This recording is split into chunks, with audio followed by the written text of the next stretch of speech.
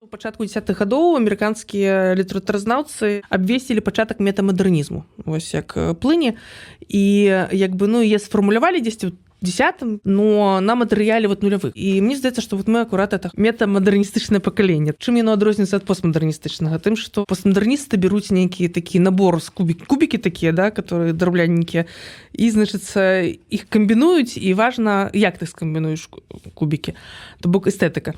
А метамадэрнізм, ён бярэ тыя ж кубікі, но ён робіць гэта дзеля чагосьці. То есть ёсць нейкая, з'яўляецца нейкая этычная кампанента, нейкая мэта. Нават калі гэтая мэта, як бы, паднасраць камусь, ну, таксама, значыцца, яна ёсць такая вот. Акурат з гэтага метамадэрнізму вырасла новая этыка, вот сучасная, гэтыя новыя оптыкі, фемпісьмо, я лічу, і так далей.